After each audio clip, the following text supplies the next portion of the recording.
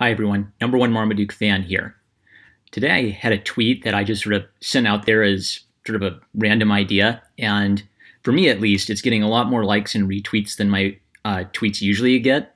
Yesterday, or maybe a couple days ago, I drew a parody of Image Comics' The Pervert, but with my cartoon Great Dane avatar in place of it.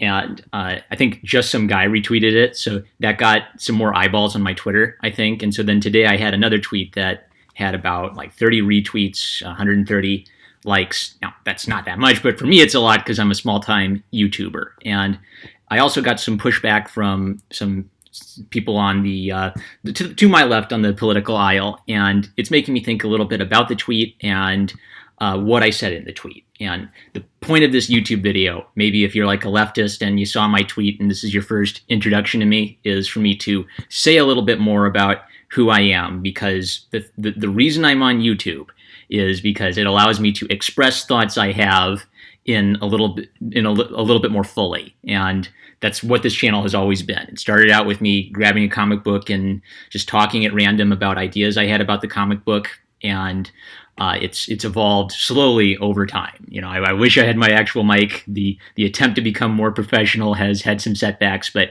I think I've been on an upward direction of making it a little less painful to sit through these videos. So here's my tweet.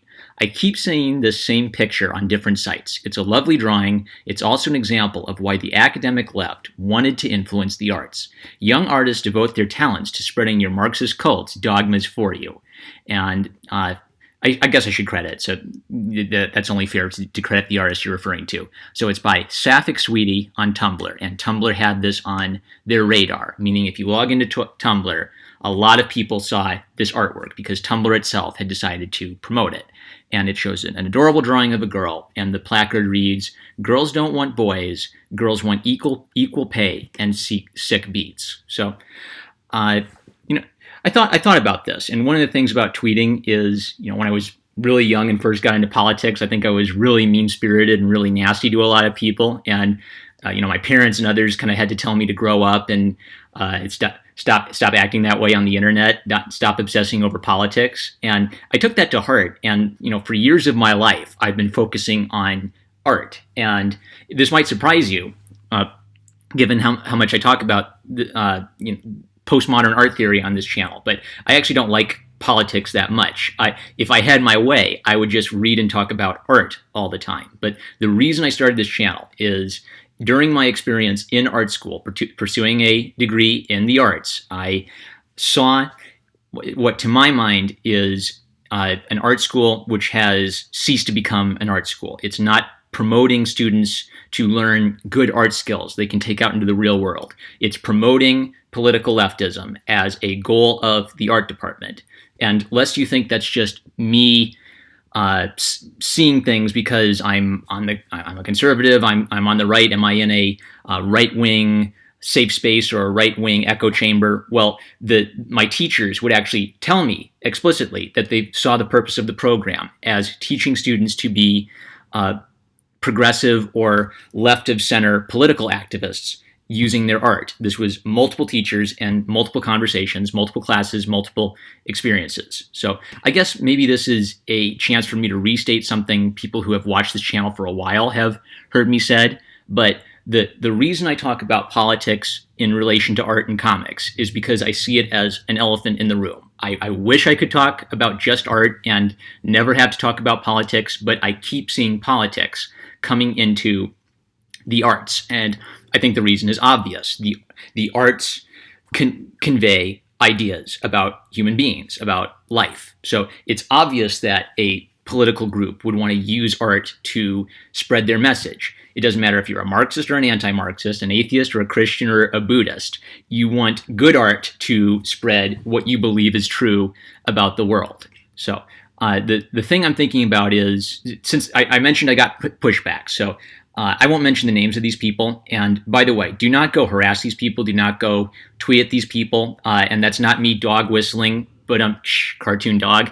I just don't see that as helpful. And I almost didn't make this video because you could see this as Twitter drama, but what I see always is more helpful is reading and listening to the best and brightest the left has to offer or the right has to offer as a way of informing you not about what some rando on Twitter has to say, but what the people in positions of power teaching young people, what do they have to say on the subject. So that's a goal of my channel. I look at left-wing books, I look at left-wing art documentaries, and I just talk about what they say.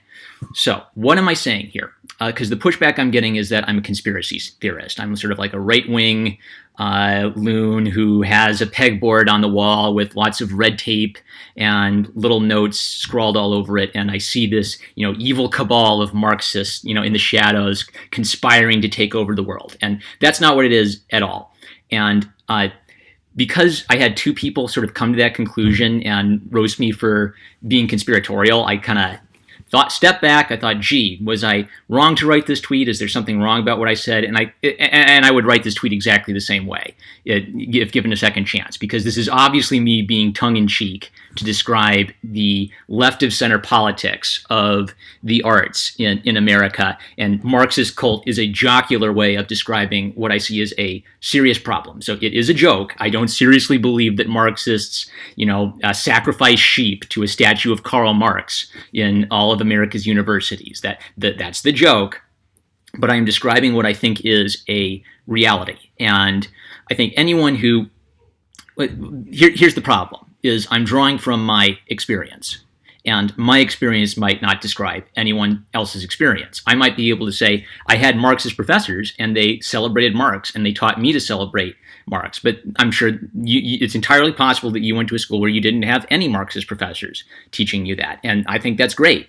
But the point I want to make in this video is Marxism a small problem in the American university system? Is it not a problem at all in the American university system? Is it a major problem, or is it a all-encompassing evil conspiracy theory?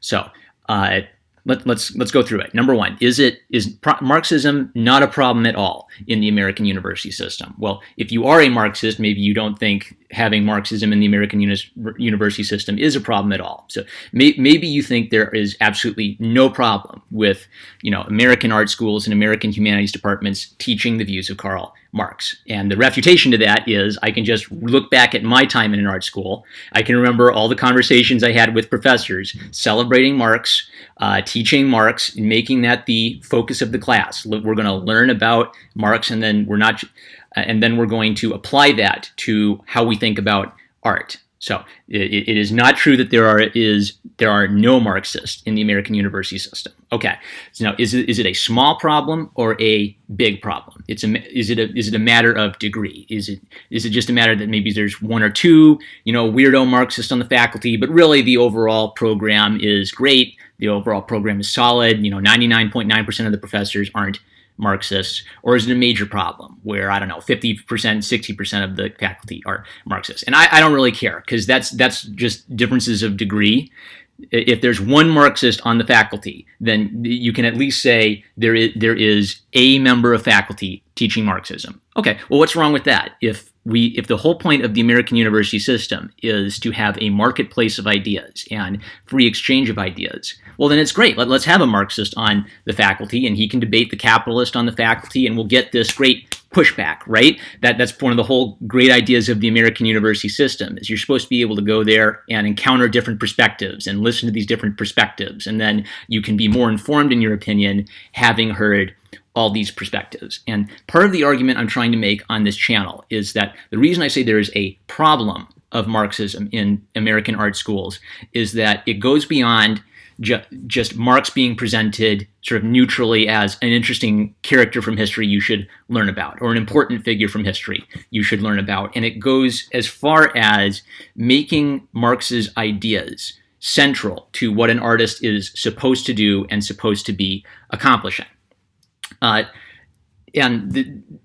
know that's true in my own experience, and I don't know if that's true in everyone's experience in everyone's school, but it's at least true in some schools, and that's my point. So I could just bloviate all day about whether Marxism is a big problem or a small problem, but the goal of this channel, as I see it, is to just look at look at examples of art documentaries, look at examples of critical art theory essays, which cite Marx, which cite Engels, and then just summarize as best I can the argument that's being made. I'm not setting out to refute these guys. I'm not setting out to declare myself the expert on vanquishing internet Marxists. I'm just talking about the Marxist who I read as a student, and then just observing the fact that there's quite a lot of this. We aren't reading Friedrich Hayek in art schools. We're not reading von Mises or Milton Friedman in art schools. We are reading Karl Marx in art schools. And then we're reading feminist art theorists who will refer back to Karl Marx as a way of building their case for feminism. So it's not just their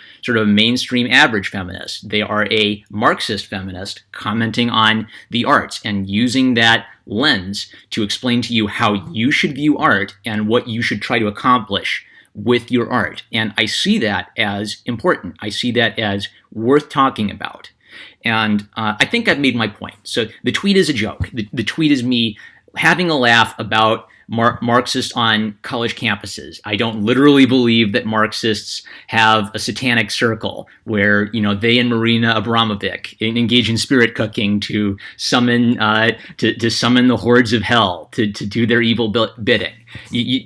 That's silly. That's the way the left characterizes people talking about Karl Marx and neo-Marxists in American universities. What I think you have to accept, if you've bothered to read much postmodern art theory, if you've bothered to read much feminist art theory, deconstructionist art theory, is you will see them quoting Marx, quoting Engels, and I guess here's the point. They do not have to be Marxists themselves. They do not have to be members of the Communist Party to be promoting the ideas or the attitudes of Karl Marx. And maybe the best way of illustrating this is you could have a teacher who says, Karl Marx's ideas were wonderful in theory, but not in practice.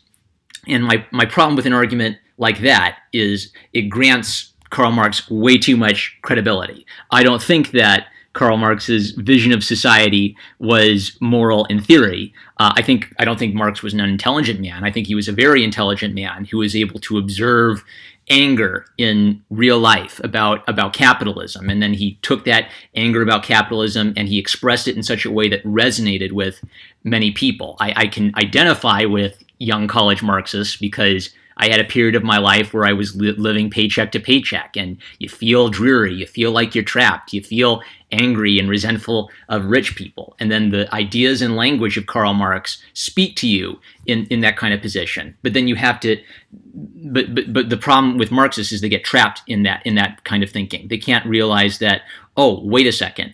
A violent Marxist revolution isn't going to fix my problems. It's only going to cause more pain and death and destruction. We don't need a violent Marxist revolution to fix these problems. The thing I have to fix is myself. I'm in control of my behavior. I have to change my behavior to rise me out of these poor circumstances that I am in. And even if it's paycheck to paycheck kind of stuff, that there's still opportunities for you to do that. Anyway. I'm sorry, guys, bloviating, but I guess what I'm trying to get at is the goal I'm striving for is to demonstrate to you that Marxism is not an insignificant problem in the American art school. It is a focus of at least my art school. And I don't know every other art school. I don't have exhaustive knowledge of every art program in America and Great Britain. But my hypothesis is if the readings and the textbooks reflect that bias, then you're going to see it in more than just a couple little left-wing towns and cities. Oh, I think that's what I've been trying to get at this whole time. I came from a red state. I came from this sort of conservative Christian background, and my parents had a good influence on me in teaching me to kind of moderate myself, to not be Mr. Tough guy, badass, looking to win all the internet arguments, but to have a life, to have friends, to have a life beyond the internet. And at that time of my life, Marxism and college leftism was a faraway problem. It wasn't in my state. I might say, oh, well, maybe there's a problem with that in some really, left-wing towns, but it's not a major problem for me. And then I go to school and then I experience it. And experiencing something in your life isn't the same as an argument. Just because I experienced Marxist at my school doesn't mean that all schools are Marxist or that all teachers are Marxist. Of course not. But what my experience taught me is that the effect that Marxism has on young people in these schools is nasty, and I hate that. And because my friends were left of center, because I made friends with people who did not share my religious beliefs or political beliefs, I identify with them, I care about them, and I don't want to see them radicalized into a political ideology, which makes it impossible for them to succeed as artists, to go out into the world and sell art, to go out in the world and have friends and customers who are conservatives or classical liberals. I want a happy, healthy country where people with lots of different political perspectives can share a country and get along and have some shared beliefs, even if we don't share all our beliefs. And I think one of the major problems that a lot of people have, left and right, is we have this sort of stress. We have this feeling that it's bleep's going to hit the fan. It's going to get worse and worse, and we have nothing in common. And I don't know what the future holds, but I am convinced that the problem in the American university system is more than just a couple random Marxist art professors. It's a problem of all of their materials, their art documentaries, their textbooks, their lecture series, their attitudes. They are creating a generation, and it's going to be generation after generation, of young artists who do not know how to empathize with or understand other perspectives and other worldviews. They only know how to think through the lens of their Marxist feminist dialectic. So, yeah, that's the idea. I love you guys. I guess all I can say is that I'm going to keep trying to make videos which make my point better than a tweet ever could. If you are the artist, Sapphic Sweetie, there is no disrespect to you intended in this. I admire you as an artist. I don't like the politics of your art. I think you are allowing politics to diminish the value of your art, and I think you are incorrect in about whatever you mean by equal pay. I don't think that this meme doesn't strike me as the work of someone who has done extensive research on the issue of equal pay to make a scientific graph summarizing the issue with lots of notes and references. This is a cute little cartoon drawing sending a political message, and my reason for choosing this to illustrate my point is that it illustrates neatly how art can function to spread a political message. I do not lump everyone into the category of Marxists just because they're on the left. I am talking about a broad and complicated problem in how art is being taught to young people. And all I can say is I'm going to keep showing you examples of it from my experience in a major university and art department in the American system. So I love you guys. If this is your introduction to my channel, I've got some great comic book reviews. I've got some children's book reviews. I do all kinds of stuff on this channel. I have never wanted this channel to be a Twitter drama channel where I yell about people who argued with me on Twitter. My only reason for making this one is I thought it would be illustrative of a big reason for me making videos in the first place. So even if you disagree with my politics, even if you disagree with my religion, this is not a safe space. This is a fun space where my comments are open. You can roast me. I love it. Roast my pants off. And let's talk comic books. Let's talk art. Let's talk Renaissance art. Let's talk feminist postmodern art. I love this stuff. Are you kidding? It's the greatest stuff on planet Earth. I laugh so much. Anyway, I love you guys, and I'll catch you later.